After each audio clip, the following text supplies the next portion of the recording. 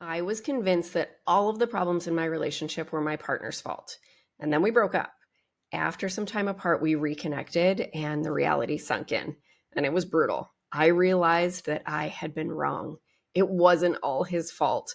I had done a lot of things that hurt him and a lot of things that made our relationship worse.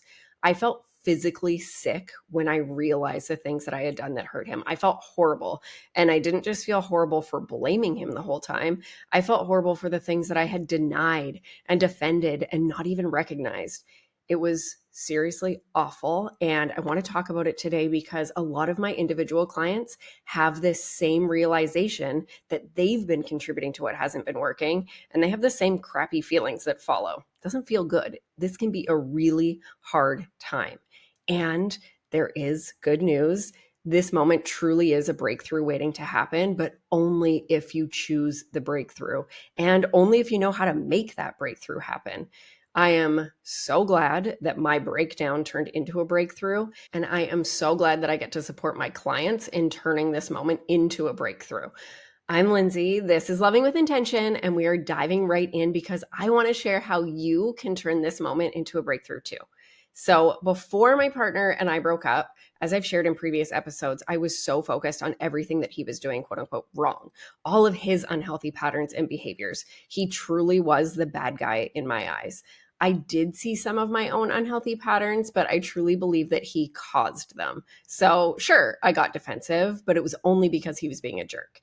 And sure, I would shut down and get quiet, but it was only because he was being mean. And yes, I would follow him room to room, continuing the argument, highly triggered, even when he told me that he didn't want to argue anymore. But it was just because he wasn't listening. I always turned it back around on him. And there was a whole lot of unhealthy patterns that I didn't even see. Before breaking up, we had so many conversations where we would say things like, we need to change. This needs to stop. We can't keep doing this. Let's do things differently, because we fought so much. When I reflect back now, I was actually having those conversations and leaving those conversations fully believing that he needed to change, that he needed to stop, that he needed to do things differently. I wasn't really thinking about myself. I believed that him changing was the key. This was the only way that we could be happy because it was his fault. But the fights didn't stop in our relationship, so we broke up.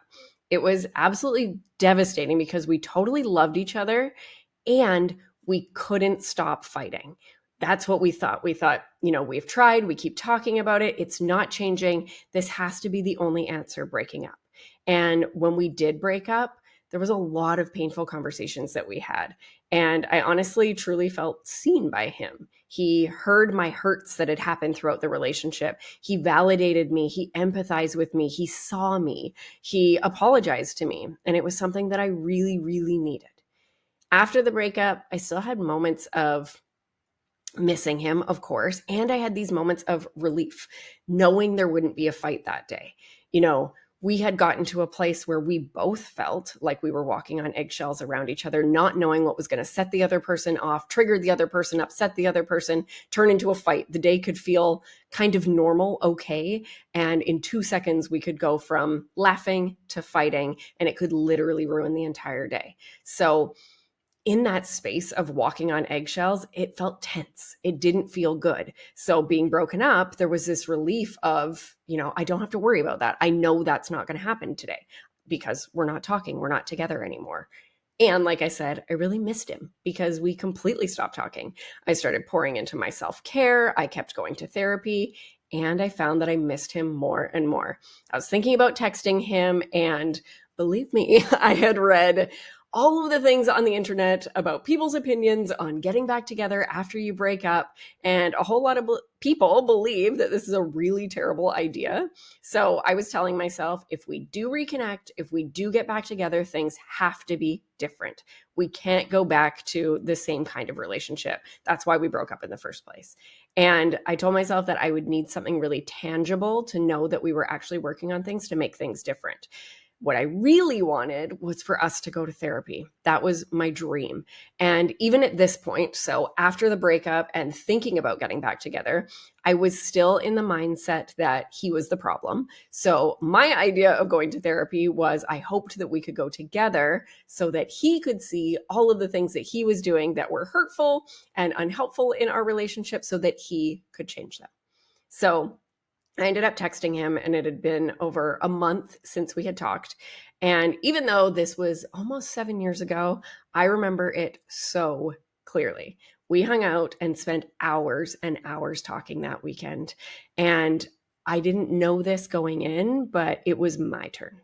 It was my turn to hear him, my turn to hear how I'd hurt him in the year and a half in our relationship, my turn to hear his experience in our relationship, my turn to validate him, to empathize with him, to apologize to him. He was still in a place where he could hear me and validate me too, but this was the first time that I had ever stepped out of my hurt and just fully heard his heart.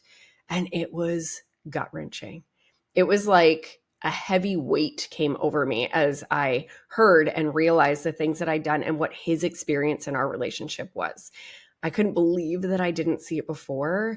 And he had tried to tell me. He tried to tell me in healthy ways. He tried to tell me in unhealthy ways, but it never mattered. Didn't matter the approach.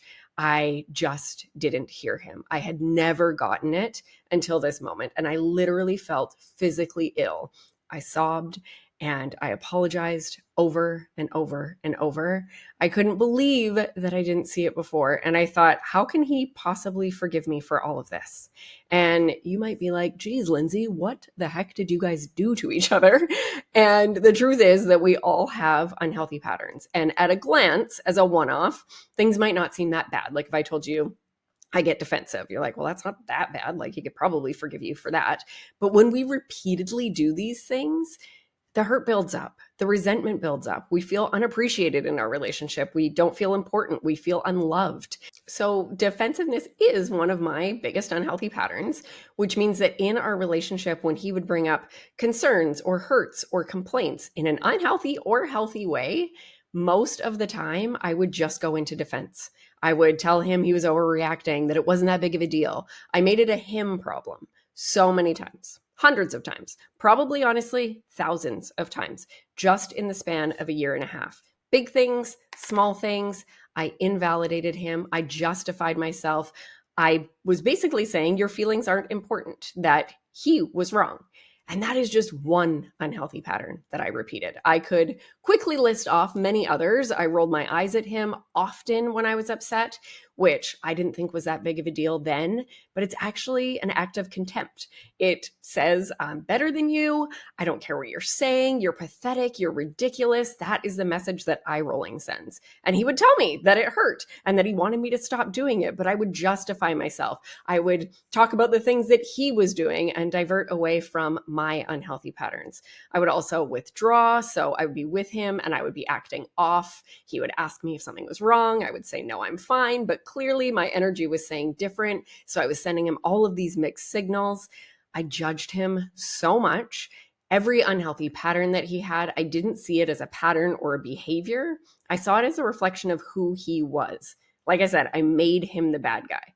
So that's just a few unhealthy patterns that I had, and I could go on, but I won't.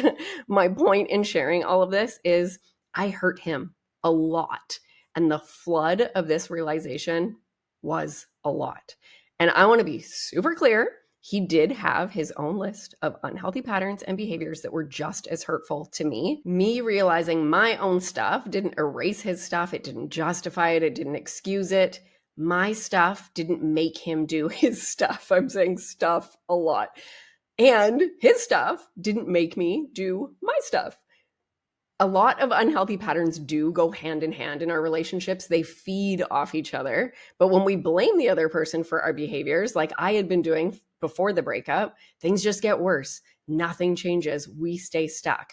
And the reality is, when I think about defensiveness and reflect on my life, on my previous relationships, on my childhood, I have always been defensive.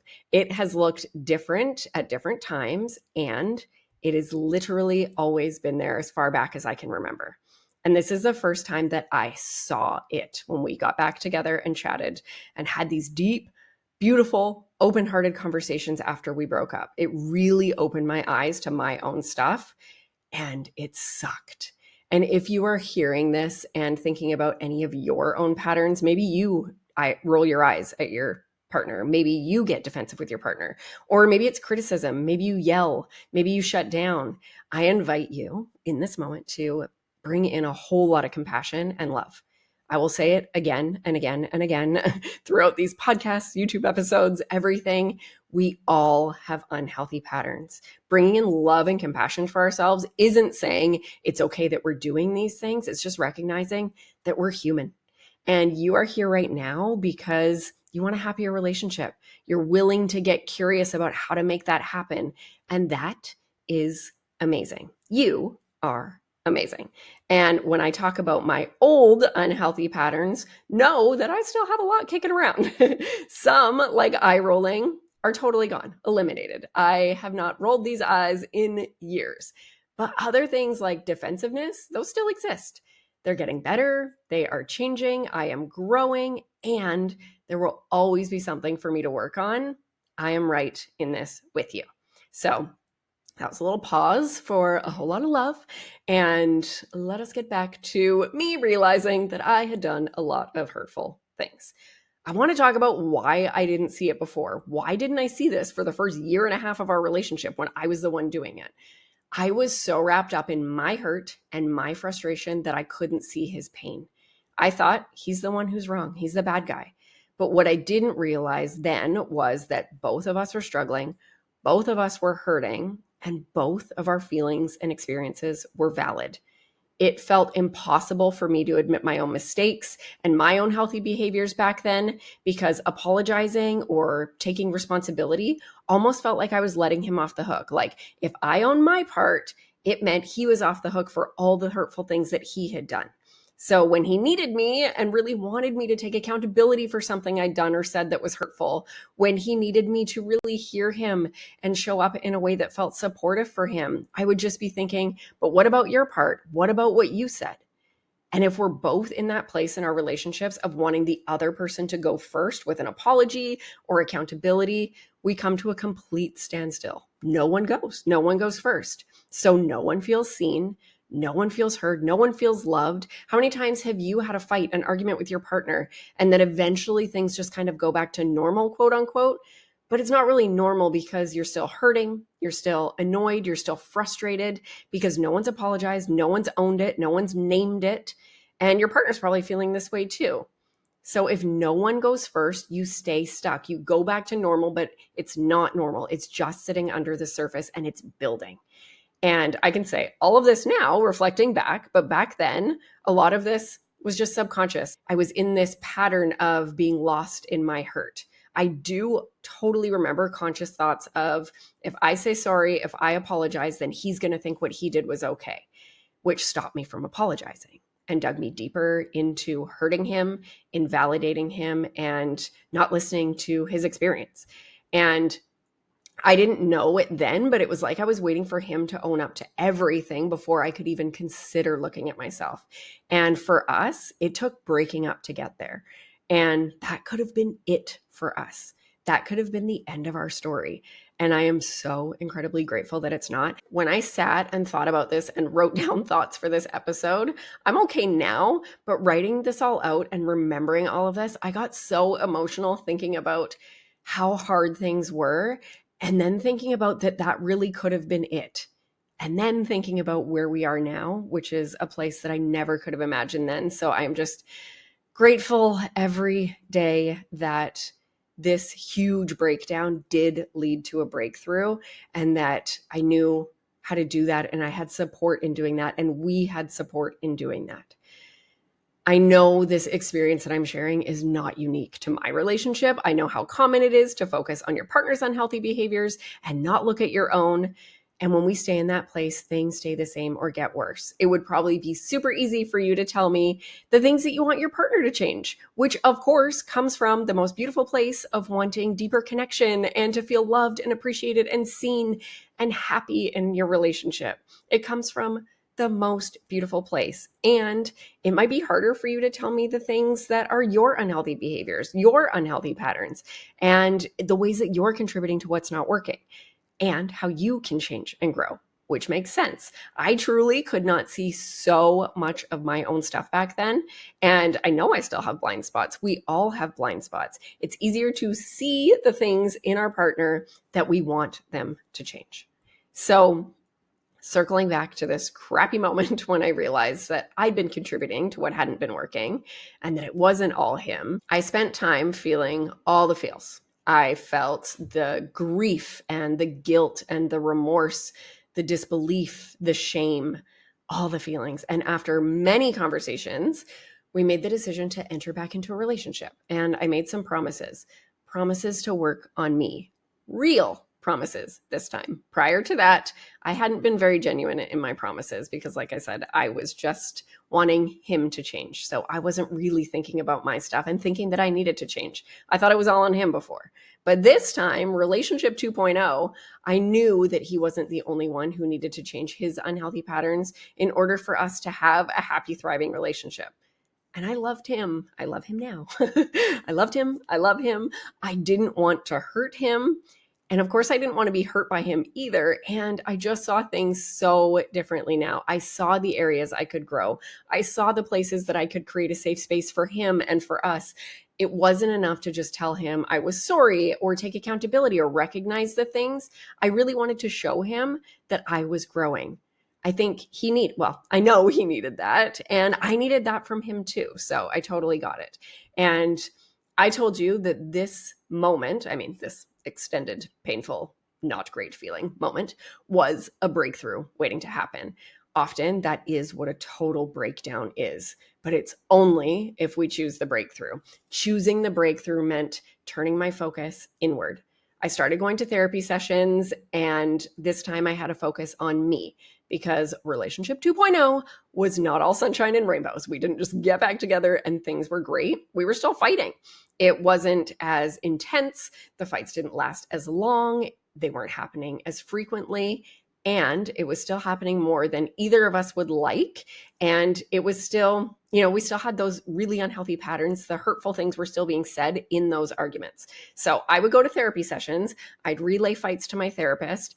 And now we would talk about what I could have done or said differently. We would look at my role in those arguments, which was something that I was not doing at all before.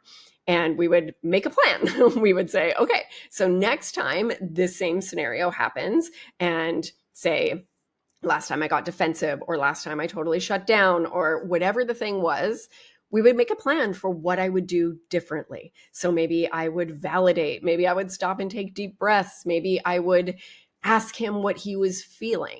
So I would go back, and then I would go back to therapy like 2 weeks later, and I'd be like, so we had another fight and I didn't do the thing. And I just remember clearly, I love my therapist so much. I still see her. I've seen her for like 8 years. She would just laugh and say, don't worry, you'll get another chance to try because these are well-worn patterns. She was like, you're totally going to fight again. So don't worry, we'll talk about it. We'll process it. And I used to say to her, I know what I need to do. How do I actually do it? And she just kept telling me, it is like a muscle. You have to build it. You just have to keep talking about it, being intentional about it, and doing it. And that was so frustrating at the time. And now, all these years later, it's also what I work on with my clients because it's true. So bless my therapist. She knew what was up. And the hugest changes in our relationship really happened when I joined a group coaching program with a relationship coach. This was when I really saw that it was actually good news that I had unhealthy patterns and that it wasn't all his fault. Like, this was really good news. And this is the first time that I framed it in that way. I saw it in that way. It was good news because it meant that I could do something about it, that I could really do something about it. This is when I found out for real that one person can change the dance in the relationship, which is the best news ever. And I talk about it all the time. This is what I support my clients with in the love journey process. So through coaching, I was really able to see that taking accountability doesn't erase the other person's fault or mean that they did nothing wrong. It actually instead sets the stage for us to grow. So before, I used to think that taking accountability meant I was saying that, so whatever you did was okay, or it doesn't matter. You don't have to apologize. I thought that like when one person apologizes, the other person will just think that they don't have to, or that's just the way that it goes. But this is finally when I realized that that's not what it is. We both get to apologize. Get to. I know that a lot of people don't love apologizing, but now I'm kind of obsessed with it. So you can get there too, because I didn't like it before, if you are somebody who doesn't like it. So this is when I realized that going first, so I talk about going first all the time, being the one to go first with apologies, accountability, whatever that is actually the most empowering, helpful, beautiful thing that you can do in your relationship. It is, well, I don't know if it's the most empowering, helpful, beautiful thing, but it is one of them. It is up there. It is so helpful. It changes things. Taking accountability, when I would lead with an apology after a fight, even if I was hurting too, owning my own stuff, it was keeping my side of the street clean, which feels really freaking good to know that I am owning my stuff and taking responsibility. And I can look back on an argument, I can go and I can apologize. And after that, even if my partner hasn't apologized yet, I know that I have kept my side of the street clean. I know that I'm doing everything that I can to pour into our relationship instead of, when I realized that I had been doing all these hurtful things, looking back going, oh my gosh, I was not helping at all. My street was dirty. So it felt so good to start cleaning my side of the street. And a really, really beautiful thing happens when you hear your partner, when you hear their hurt, or you hear they're upset, when you apologize, when you take accountability, when you validate their experience. The beautiful thing is they no longer have to fight to be heard. When we're in an argument, it is a battle of hear me, hear me. You're going back and forth just wanting to be heard. And you're not actually saying, hear me. What you're doing usually is relationship poisons like criticism, defensiveness, or even shutting down. Maybe you're yelling. Maybe there's name calling. Maybe there's swearing. Maybe there's all these hurtful things that are happening. Underneath that, you both really want connection. You both want to be heard. You're just using unhealthy strategies to get those needs met.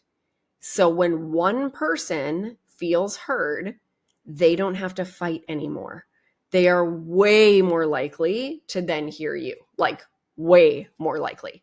And that is what I found in my relationship. It's what I found with my clients when I work with couples and individuals. So when I go first and apologize and take accountability, my partner feels seen. Maybe I come back after an argument and I say, I am so sorry. I was wrong not to listen to you and to cut you off and to just jump in with defensiveness and justifying myself. That was not okay. Period. When I apologize and just like mic drops, this is what I talk to my clients about. The apology, mic drop, let it land. As someone with defensiveness, as an unhealthy pattern, it is very easy and natural for me to apologize and then jump into why I did the thing. And of course, usually in our relationships, we have good intentions. So if I apologize for something and then I jump into, why I did it or what I was thinking or that I didn't mean to hurt him, those things can all be legit. And in that moment, they really just sound like excuses. It really sounds like an I'm sorry, but I didn't mean to. I'm sorry, but I had good intentions. Those are beautiful things. And they really take away from that apology. So I have learned the apology mic drop, and I totally get caught up in explaining or jumping into my hurts and feelings right after. That still absolutely happens. And a lot of times now I can catch myself and be like, I'm doing it again. I'm sorry. Gonna stop right now. Gonna back off. When I don't launch into my hurt feelings and I just let it land, then my partner gets to actually take that in. They get to hear the apology. They get to feel that I recognized what I did was wrong. And then he can see my experience and I can feel seen and heard. We both then feel seen and heard. We feel closer. We build connection. We build trust. It is so hard to go first and apologize, and it really does create change. And this isn't just me talking about me and my partner. When you apologize and mic drop it and leave it there, your hurts are important. So if you're feeling hurt by something in the argument, or if you want to share like what you were thinking, those things are so important, and they can be so much more impactful if you wait it out and talk about it after your partner has absorbed your apology, when you're really in a moment of connection. Maybe they're still triggered. Maybe you apologizing made them feel triggered again because it brought up the hurt that they felt when you did that thing. You're not going to be heard if they're triggered in that moment. So waiting, circling back, and then talking about your hurts and your feelings can be so impactful. So going first creates change. And if you don't go first and you're waiting for your partner to apologize first or start changing their unhealthy patterns, you literally might be waiting forever, or you might break up like we did. And I don't always go first now. My partner is often the first to apologize. But when you're in a place where one person is diving into relationship growth, you are wanting change, you're ready to create change, it does take a lot of going first. And that might be you if you're listening to this podcast or watching on YouTube solo and you're diving into relationship growth solo. I might be talking to you. It takes a lot of going first when you're the one who's ready. Back then, my partner and I did both really want change, but I was the one who was super obsessed with relationship growth and therapy. So when I joined that group coaching program, I joined on my own, and I was like, okay, I paid this coach good money. He has got amazing testimonials. I am going all in. I am trusting him.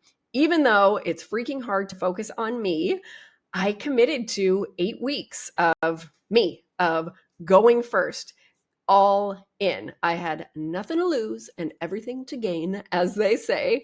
And our relationship changed so dramatically, because I committed to going first. I started seeing things from my partner that I had always wanted to see. He started being more lovey. He started asking me about the program. He started participating in the modules in the program. He initiated conversations about growth and change, all because I committed to looking at myself and changing. Me changing meant that he felt seen and heard and appreciated and respected. The vibe in our house changed because I was focused on pouring in love and no longer being the behavior police for him. I was now more of the gentle behavior police for myself. I was looking out for the things that I was doing that weren't helping at all. This was the breakthrough. And this never, ever would have happened if I hadn't had that complete crash and sat in the absolute yuck of realizing that I had been hurting him, realizing my own stuff. So this painful insight was actually a huge gift. And I decided to share this today because one of the founding members of my new self-paced program, Relationship Recharge, shared the same sentiment. She said that when she started the program on her own, she had the same realization that it wasn't all her husband's fault, that their marriage was miserable. She realized that she'd been contributing in a big way. She said that this was a really hard thing to realize, and she let it be her breakthrough too. She chose for it to be a breakthrough. She shared that it started to feel exciting that she could actually do something. He wasn't doing the program with her, but now she knew that that didn't mean that change couldn't happen. It absolutely could happen because she was willing to turn the breakdown into a breakthrough.